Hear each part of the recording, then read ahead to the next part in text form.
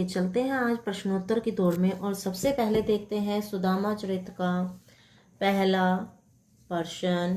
सुदामा की दीन दशा देखकर श्री कृष्ण की क्या मनोदशा हुई? उत्तर देखिए, सुदामा की दीन दशा देखकर उनके सखा श्री कृष्ण करुणा विभोर हो गए।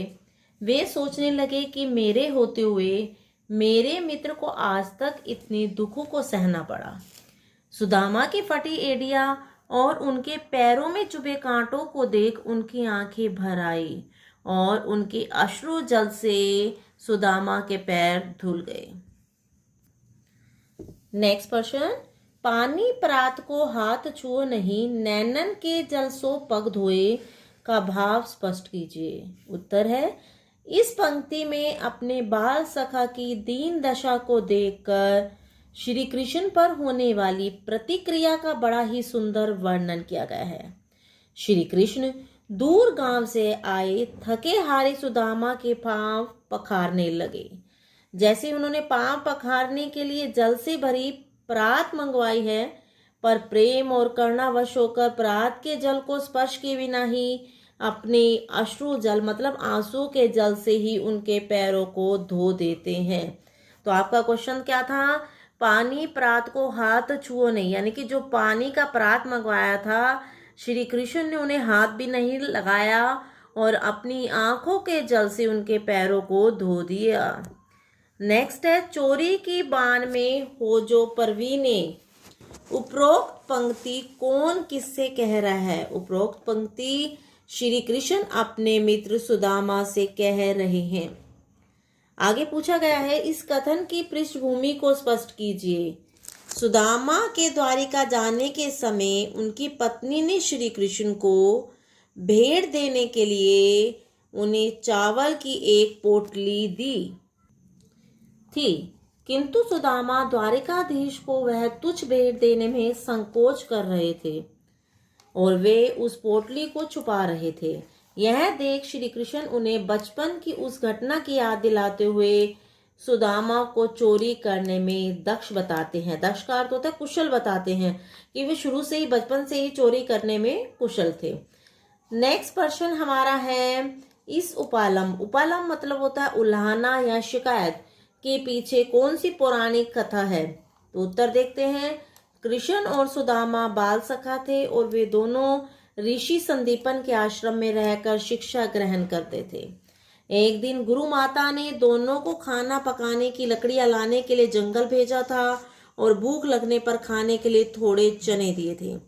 जंगल में जाकर श्री कृष्ण पेड़ पर चढ़कर लकड़ियां तोड़ने लगे और नीचे खड़े सुदामा उन लकड़ियों को इकट्ठा करने लगे। इसी बीच बारिश होने लगी। इस दौरान श्री कृष्ण पेड़ पर ही बैठे रहे और सुदामा चने निकालकर अकेले खाने लगे। चने खाने के बाद सुनकर श्री कृष्ण ने उनसे पूछा भी कि तुम क्या खा रहे हो, किंतु सुदामा ने झूठ बोल दिया कि ठंड के कारण मेरे दांत किटकिटा रहे हैं, मैं कुछ खा नहीं रहा। श्री कृष्ण इस पौराणिक कथा की याद दिलाते हुए सुदामा से उपयुक्त शिकायत करते हैं। द्वारिका से खाली हाथ लौटते समय सुदामा मार्ग में क्या क्या सोचते जा रहे थे, वह श्री कृष्ण के व्यवहार से क्यों खींच रहे थे? ठीक है, नाराज। खींच का मतलब होता है नाराज हो रहे थे। सुदामा के मन की दुविधा को अपने शब्दों में प्रकट कीजिए। देखते हैं, द्वारिका से खाली हाथ लौटते समय सुदामा यह सोचते जा रहे थे कि श्री कृष्ण ने द्वारिका पहुंचने पर मेरा आतिथ्य सत्कार किया और मुझे सम्मान दिया। श्री कृष्ण की कृपा को न समझ पाने के क्रम में सुदामा यह भी सोचने लगते हैं कि श्री कृष्ण भला मुझे क्या देगा जो बचपन में थोड़ा सा दही खाने के लिए स्वयं घर घर मारा फिरता था। सुदामा कृष्ण के व्यवहार से इसलिए खींच रहे थे क्योंकि उन्होंने विदा करते समय कुछ भी नहीं दिया था। किसे कुछ नहीं दिया था? सुदामा को। उनकी दुविधा यह थी कि संकोचवश उन्होंने कृष्ण से कुछ मांगा नहीं था।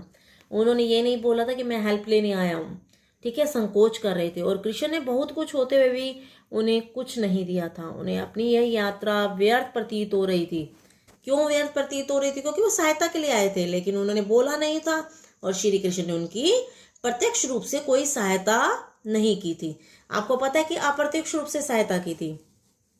अपने गांव लौटकर जब सुदामा अपनी झोपड़ी नहीं खोज पाए, तब उनके मन में क्या क्या विचार आए, कविता के आधार पर स्पष्ट कीजिए।